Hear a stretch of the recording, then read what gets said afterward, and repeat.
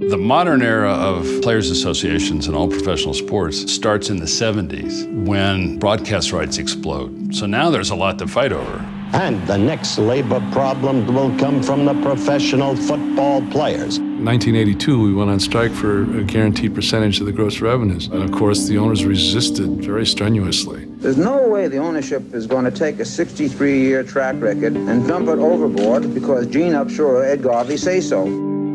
Gene took over a bankrupt, basically, organization. He came in 1983. We had no money.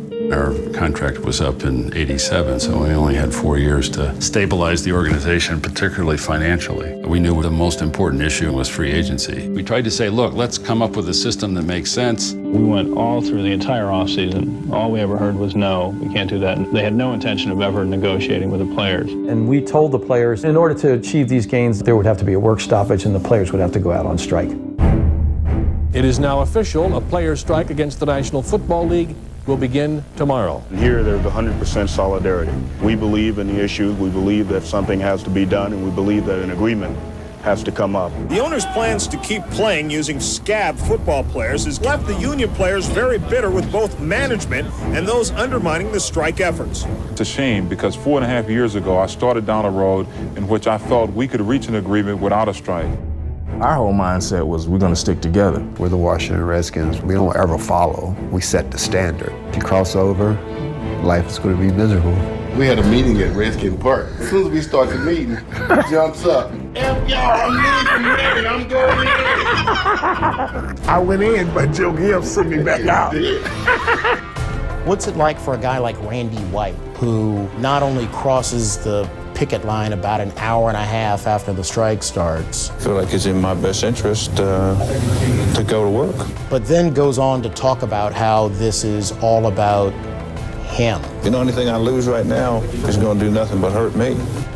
When you look at the Randy Whites of the world or the Joe Montanas of the world, it's a simple question of whether you have courage or whether you're going to be selfish. A lot of those guys aren't going to suffer very much, actually. Really, they impeded a lot of that progress. You're scab! 21, you're scab!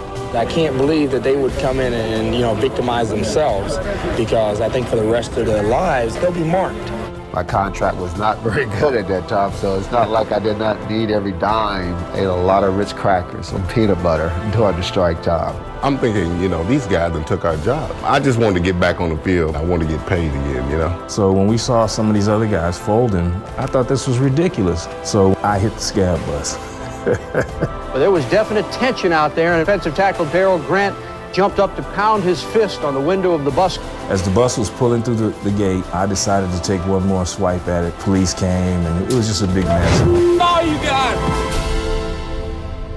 We went on strike on September the 25th, and that strike lasted 3 weeks. The strike ended not because, as many reporters said, players were crossing the picket line. The reason the strike ended is because we weren't costing them any money. So we came off of the strike and sued them under the antitrust laws. We had to go through a 5-year period when there was no collective bargaining. In fact, we couldn't even be a union. It was a really tough time for the players, for the staff, for Gene. But it was important because that case we finally won is why players have the right to choose where they play when their contracts are up. 1987, I was second year at the University of Virginia Law School, but I distinctly remember having this sense of pride and guts. For a young group of men to make that courageous decision and go out on strike and decide that they're not going to get a paycheck, that's the ultimate sacrifice. Look at how far the game has come since 1987. Look at the benefits and the salaries that players have now because of the sacrifices of the people that played during my era. As we look at that 30-year history of the '87 strike, the playbook for the owners will never change. The owners will never stop the game. The owners would never replace us. All of those things are lies from the pit of hell. There can be no lesson other than solidarity to protect the gains that you have and to seek further gains by all means necessary. Because everyone before you have been willing to sacrifice. We can't be any different.